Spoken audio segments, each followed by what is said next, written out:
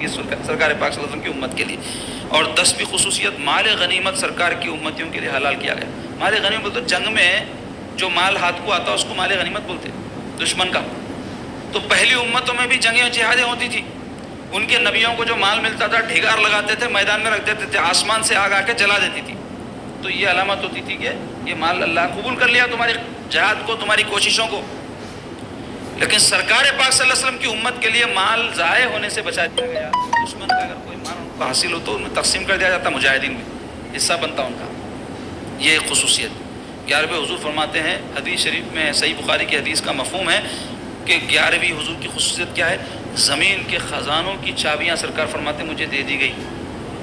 اور راوی حدیث کہتے ہیں کہ اپنے زمانے میں ہی کہ یہ جو کچھ تم حاصل کر رہے ہو یہ سب سرکار پاک صلی اللہ علیہ وسلم کو جو چابیاں دی گئی اس کا تم فائدہ کھا رہے ہو. اور 12ویں خصوصیت سرکار فرماتے ہیں کہ میرا دشمن جو میرے مقابلے پر آتا ہے 1 مہینے کی مسافت پر اگر ہو وہ, یعنی 1 مہینے کے میں چل کے آئیں گا حضور سے لڑنے, تو 1 مہینے کی مسافت دور بھی ہو تو وہیں سے اس پر میری ہیبت طاری ہو جاتی ہے, روب طاری ہو جاتی ہے, گھبراہٹ شروع ہو جاتی ہے اس کو. یا تو جنگ کرنے سے ہی باز آ جاتے ہیں, یا اگر آئے جنگ کے لیے تو غلبہ نہیں پا سکتے. ہیبت سرکار کی, یہ سرکار فرماتے ہیں میرا خاصہ ہے. اس کے علاوہ 13ویں خصوصیت حضور کی ہے جوامع کلمات. آپ کو پتا ہے فرمائے گا جوامع کلمات یا جوامع الکلم کسے بولتے ہیں, بات کہنے میں چھوٹی معنی میں بڑی. ایک جملہ ایسا حدیث کا رہتا اس کی شرح میں کتابوں کی کتابیں لکھی جاتی ہیں. ایک سرکار کا ارشاد ایسا رہتا ہے اس پر گھنٹوں علماء تقریر کرتے ہیں. اس کو بولتے ہیں جوامع الکلم یا جامع کلمات, یعنی ایسے کلمات کہ جس کے الفاظ کم معنی بہت ہو.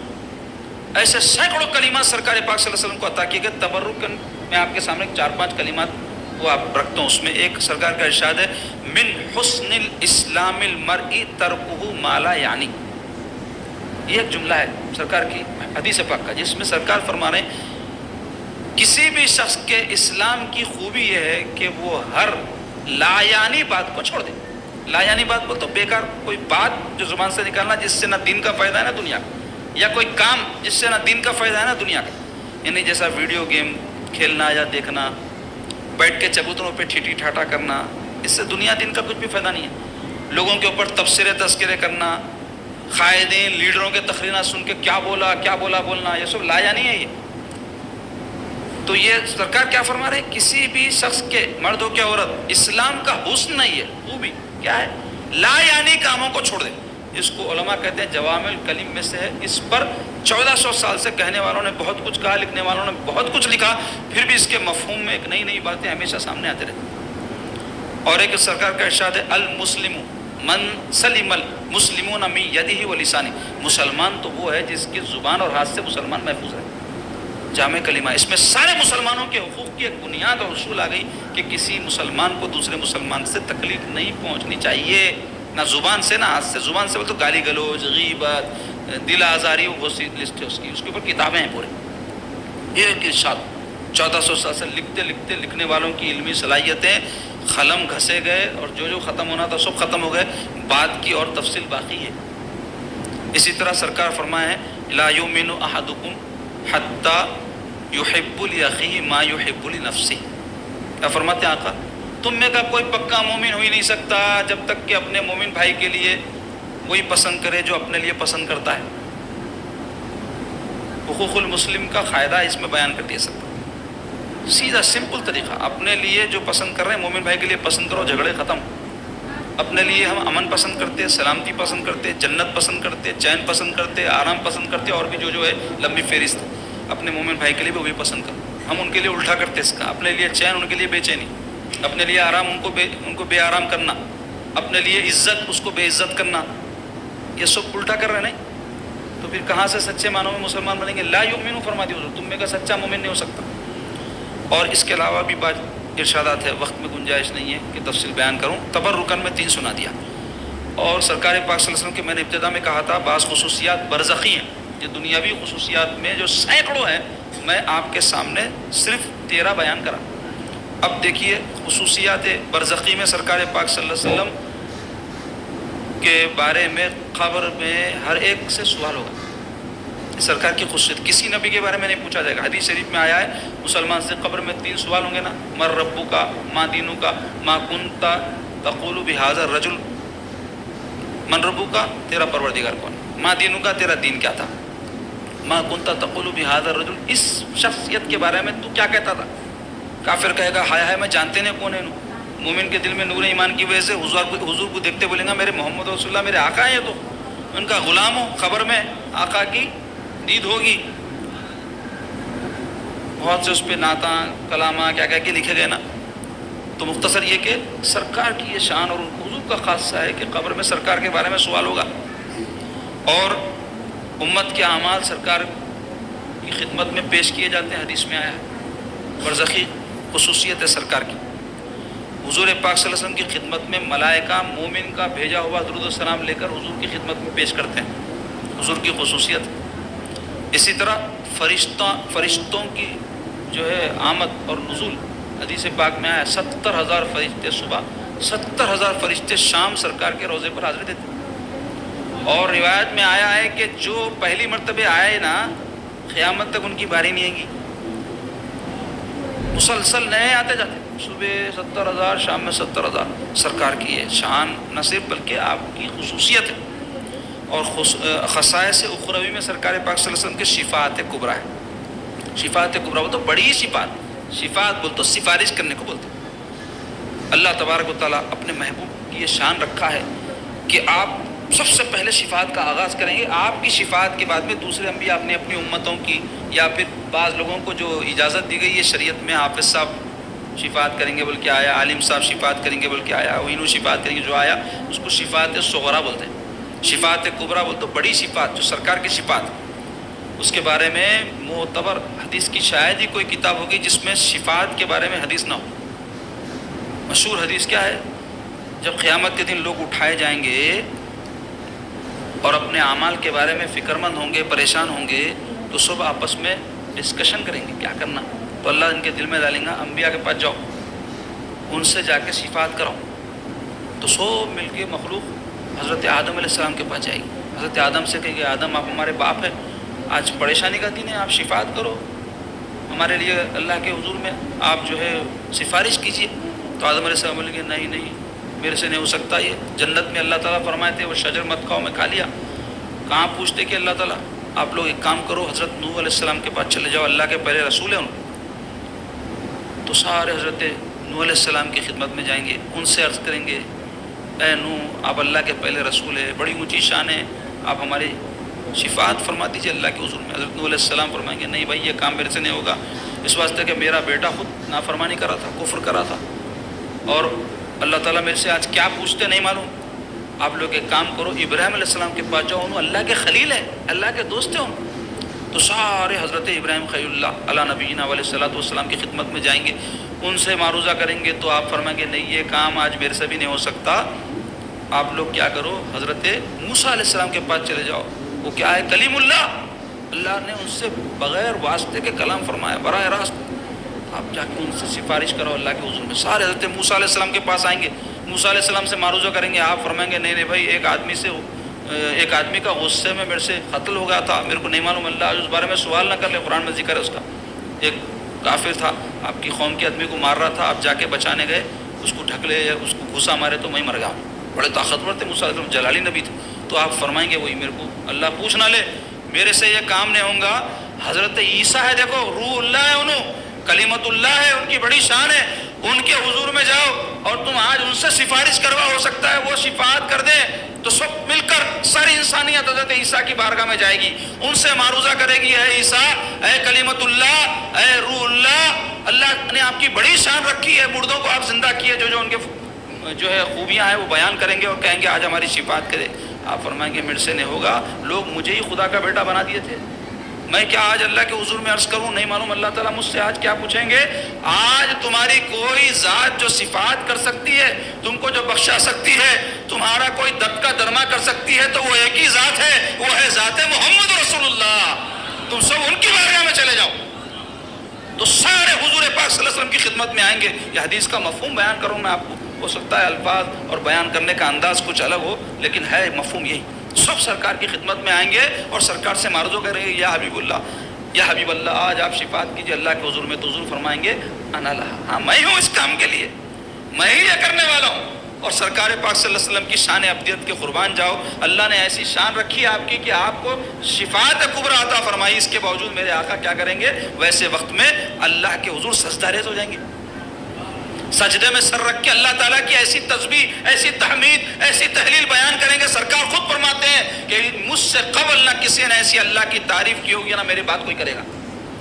تو اللہ تعالیٰ کی طرف سے حکم ہوگا، یا محمد صلی اللہ علیہ وسلم اپنا سر سجدے سے اٹھائیے، مانگیے کیا مانگتے ہیں، آپ جو مانگیں گے عطا کیا جائے گا۔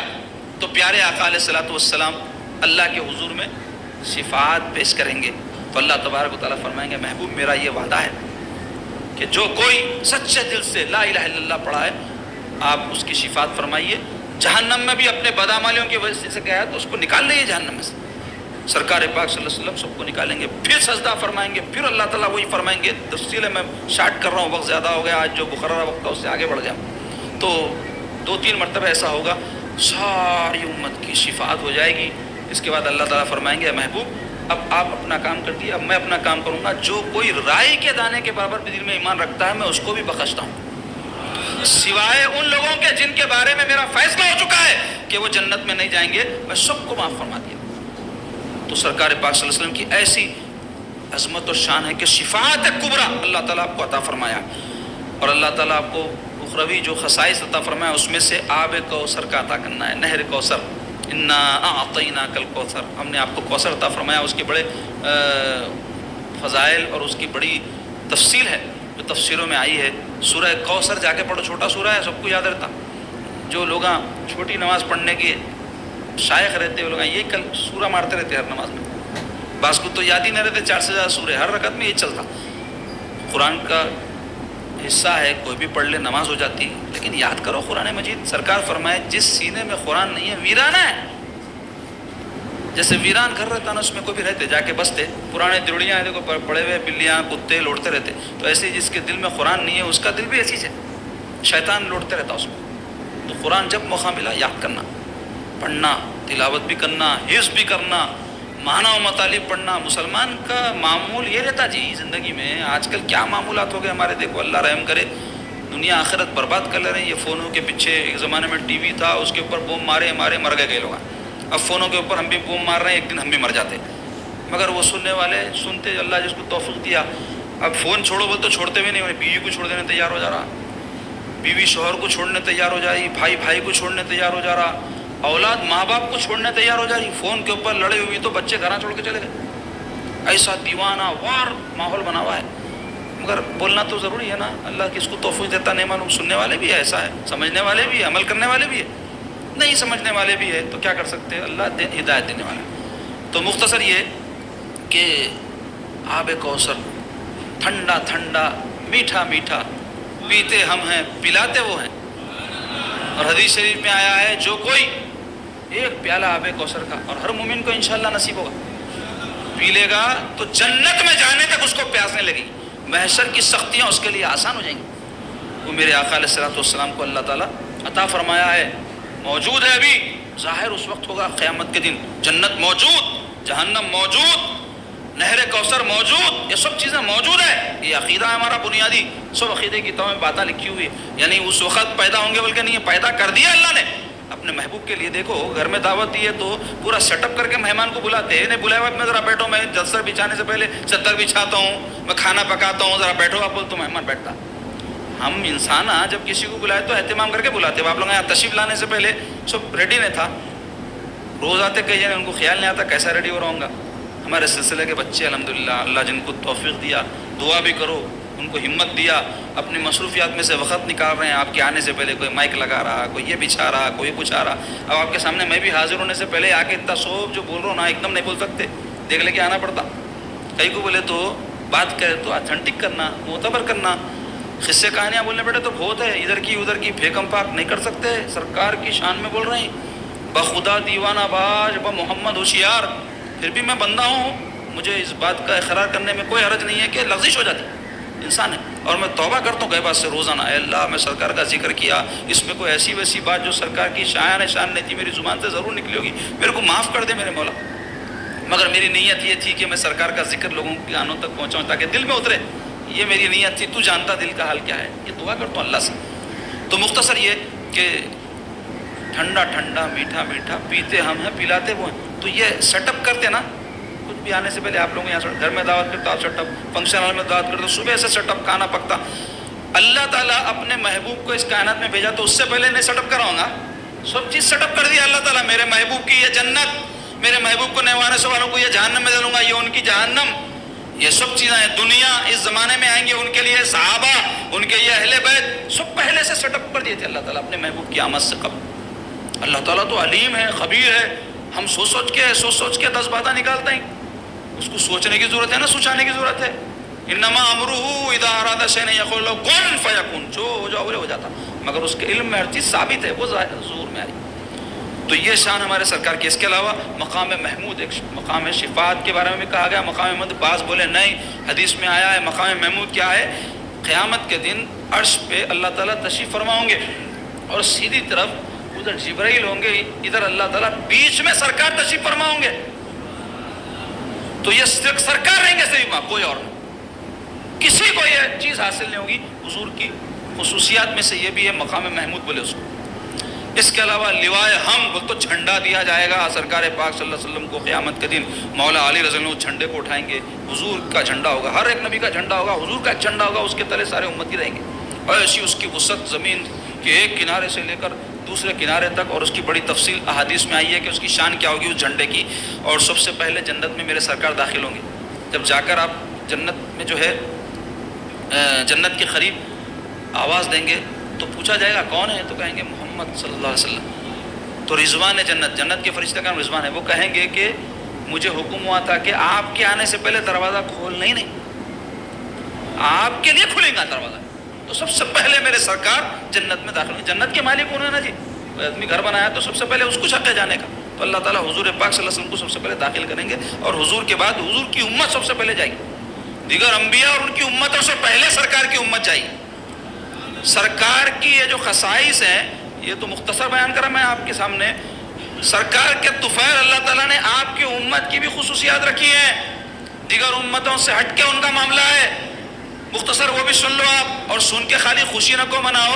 اپن اہل ہے کیا اس کے, جو اس کے دائرے میں آتے اپن ہے کیا, بلکہ سوچو, آپ بھی سوچو, میں بھی سوچتا ہوں. ایک ان کی خصوصیت کیا ہے؟ خیر امت بولے اللہ تعالیٰ سرکار کی امت, تمام امتوں میں بہتر امت, خیر امت کا لقب عطا فرمائے. کنتم خیر امت اخرجت للناس تأمرون بالمعروف وتنہون عن المنکر تؤمنون باللہ. یہ شان. دوسرے, سرکار پاک صلی اللہ علیہ وسلم کی امت سب سے زیادہ ہے, کسی نبی کی نہیں ہے. بلکہ حدیث شریف میں آیا ہے جنت میں کہتے 120 صف رہیں گے. کہتے اب یہ سب تو مسجد کی صف نہیں, اللہ جانے ایک ایک صف میں کتنے کروڑ کتنے ارب رہیں گے کی, مگر ویسے کتنی صفیں رہیں گی؟ 120, 120 صفیں. اس میں 80 صفیں سرکار کی امتیوں کی رہیں گی, باقی 40 صفیں دوسرے نبیوں کی امتیوں کی رہیں گی. کیونکہ ایک تو تعداد بھی کم تھی, دوسرے جہنم سے زیادہ ہوں گے ان میں, اور سرکار کی شفاعت کی وجہ سے امت کی سرکار کی تعداد بڑھ جائیں گی جنت میں. اس کے علاوہ سرکار کی امت کو اللہ تعالیٰ قرآن میں امت وسط فرمائے. کذالک جعلناکم امۃ وسطا, اس طرح ہم نے تم کو بنایا امت وسط, یعنی اعتدال والی امت, درمیانی امت, افراط و تفریط سے بچنے والی امت. یہ وصف ہے سرکار کی امت کا, اور یہ خاصہ ہے امت محمدیہ علیہ صاحب الصلوۃ والسلام کا. اس کے علاوہ شہداء علی الناس فرمایا اللہ تعالیٰ, لوگوں پر گواہ قیامت کے دن امت محمدیہ ہوگی. آسان دین سرکار کے طفیل اللہ نے عطا فرمایا, خصوصیت ہے سرکار کی امت کی, ایزی عمل. پہلے کے زمانے میں ایک بات بتاتا ہوں, کسی نبی کے جو ہے شریعت میں یہ حکم تھا کہ اگر کوئی گندگی ان کو جسم کو لگ جاتی تو اس کو چھلنا پڑتا تھا لگڑ کے. ہمارے پاس کچھ بھی نہیں ہے, آپ وضو سے ہے, جسم کو کوئی گندگی لگی دھو دیے تو وضو بھی نہیں ٹوٹتا, پاک ہے آپ, خالی گندگی تو لوگوں کو نہیں معلوم مسئلہ. کپڑوں کو گندگی لگی ہے, ضروری نہیں ہے بدلنا, اچھی طرح جیسا کہ پاک ہونے کے لیے جتنا دھونا ہے مسئلہ معلوم کر لینا, کتنا دھونا, دھو لیے تو کپڑے پاک ہو جاتے. اتنی آسانی ہے. کھڑے کے نماز نہیں پڑھ سکتے, بیٹھ کے پڑھو بول کے ہے. اب بیٹھ کے کب پڑھو جب کھڑے کی قدرت نہیں ہے. تو کئی جنے کیا کر رہے ہیں بولے تو بھی بیٹھ کے پڑھ رہے ہیں, نہیں کرنا ویسا. کھڑے کے پڑھ سکتے تو کھڑے کے پڑھنا, ہاں نہیں پڑھ سکے تو بیٹھ کے پڑھو. تو خیر تفصیل میں نہیں جاتا میں, مختصر یہ کہ آسان دین عطا کیا گیا. سب سے پہلے حضور کی امت کا حساب کتاب ہو جائے گا. یہ سب سے پہلے کو آپ لوگ نہیں سمجھ سکتے، اس واسطے کہ دنیا میں کبھی دیکھو آپ ویٹنگ میں رہے تو کتنا تڑپ جاتے لوگ. حج کو جانا ہے ویٹنگ میں پریشان، ٹرین میں جانا ہے ویٹنگ میں پریشان. تو آخرت کے اندر جو ویٹنگ رہیں گی 500 سال کی رہیں گی. کیا حشر ہو جائے گا آدمی کا؟ خالی ویٹنگ میں ہونے، ادھر ہو رہا نا ادھر ہو رہا. ادھر کو بھی ہوگا تو اچھا ہے بولیں گا خدا نہ خواستہ، لیکن ویٹنگ اس سے زیادہ تکلیف دے رہیں گے. اندر سے کیسی تکلیف ہوتی ہے آدمی کو زیادہ انتظار کرنا پڑا تو. زندگی میں کئی موقعوں پر آپ لوگوں کو تجربہ ہوگا، روڈ میں ٹریفک میں پھنس جاتے. ارے بھائی کہیں تو بھی اسٹینڈ مار کے تو بھی بیٹھ جائیں گے ہوٹل میں جا کے، کہیں تو بھی گھس کے بیٹھ جائیں گے. یہ کیا ہے نا ادھر ہو رہے ہیں ادھر، اور بیٹھ بھی نہیں سکتے، گاڑی چھوڑ کے جائیں گے کیسا؟ گاڑی اٹھا کے بھی نہیں لے جا سکتے. تو کیسی تکلیف دے ویٹنگ رہتی ہے، وہ چھوٹی سی ویٹنگ گھنٹہ آدھے گھنٹے کی، 500 سال کی ویٹنگ. تو امت محمدی کا حساب کتاب پہلے ہو جائے گا، مطلب 500 سال پہلے ہو جائے گا دوسروں سے. تو 500 سال جنت میں رہیں گے ایڈوانس میں. سرکار کے صدقے میں یہ بھی خصوصیت ہے. اس کے علاوہ سرکار کی ساری امت کو ہلاکت سے اللہ نے محفوظ فرما دیا. پہلے کیا ہوتا تھا، کسی نبی کی کوئی نافرمانی کرے اور انہوں بد دعا کرے تو عذاب آتا تھا، پوری امت صاف. نوح علیہ السلام کی قوم میں 74 لوگوں کو چھوڑ کے جو کشتی میں بیٹھ گئے تھے، پوری امت کو صاف کر دیتے اللہ تعالیٰ، ڈبو دیے، بیٹا بیوی سب چلے گئے. سرکار کی امت پہ کبھی ایسا عذاب نہیں آ سکتا. کیسے سے کیسا عذاب آ جاؤ دنیا میں، عذاب تو نہیں لیکن مصیبت یا کوئی آفت آسمانی بھی آ جائے تو بھی پوری امت حضور کی ہلاک نہیں ہوں گی. یہ خصوصیت ہے سرکار کی امت کی. اور بھی بے شمار ہے. تبرکن سرکار کے صدقے میں غلاموں کا بھی ذکر ہو جانا، بلکہ میں آپ کے سامنے یہ رکھا. تو عزیزان گرامی آپ غور کرو، کیسی شان کے ہمارے آقا ہے، کیسی عظمت ہمارے آقا کی ہے. اللہ کا کتنا بڑا احسان ہے کہ اللہ نے ایسے آقا کا ہم کو غلام بنایا. لیکن جی جیسا اس کا لحاظ رکھنا ہے، جیسے اس کی قدر کرنا ہے، اس غلامی کی ہم نہیں کر رہے ہیں. دنیا داری میں ایسے پڑے ہوئے ہیں، دنیا داری تو سب کو لگی ہوئی ہے، دنیا کی محبت میں مبتلا ہو کے سرکار کی نافرمانیاں، سنت کی خلاف ورزیاں، نفسانیت میں مبتلا ہو کے اپنا دین برباد کر رہے ہیں. اپنا محاسبہ کرنا ہمیں ہر ایک کو کرنا ہے. ہر ایک کا اپنے اپنے درجے میں. کوئی مولوی ہے تقریریں کر لے رہا تو انہیں غافل لے رہا نا، اس کو زیادہ پکڑ ہے. اس واسطے کہ لوگوں کو بہت بولتے نا، بہت بولے تھے بلکہ جلدی پکڑیے جائیں گے. حدیث میں آیا بہت بڑی ذمہ داری رہتی ہے. ہمیں ایسا یہ خوف رہا تھا، مگر چونکہ اللہ تعالیٰ نے منصب پہ مجھے بٹھا دیا اپنے ورثے میں، اس واسطے میں بولتا ہوں. مگر نہ کئی مرتبہ دل چاہتا کہ بول تو بہت رہا ہوں، میں کتنا عمل کر رہا ہوں، کیا اللہ کے پاس حساب کتابوں کا خیال آتے رہتا ہمیشہ. اور ہمیشہ اللہ تعالیٰ سے میں معافی طلب کرتے رہتا ہوں، اے اللہ میں جیسا بولتا ہوں ویسا کرنے سے کروں. اللہ مجھے ایسی طاقت دے، ایسی ہمت دے، لوگوں کو جو بولوں اس پہ عمل کروں. دعا کرتا ہوں اللہ سے. تو ہمیں ہر ایک کو اپنا اپنا محاسبہ کرنا چاہیے، اور ہر ایک کو اللہ تعالیٰ کا شکر ادا کرنا چاہیے کہ اللہ اپنے محبوب کا ہم کو امتی بنایا.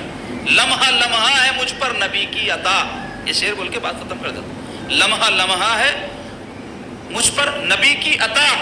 دوستو اور مانگوں میں مولا سے کیا یہ کم ہے کہ میرے خدا نے مجھے اپنے محبوب کا امتی کر دیا. وصلی اللہ تعالیٰ علی سیدنا محمد و آلہ و صحبہ اجمعین. یا الہ العالمین ہم سب کو نیک توفیق عطا فرمائیے. ہمارے آقا و مولا سے سچی محبت نصیب فرمائیے. ان کی اطاعت اور اتباع میں زندگی بسر کرنے کی توفیق نصیب فرمائیے. ان کی نافرمانیاں سے ہم کو بچائیے. ان کی سنت پر عمل پیرا ہونے کی توفیق نصیب فرمائیے.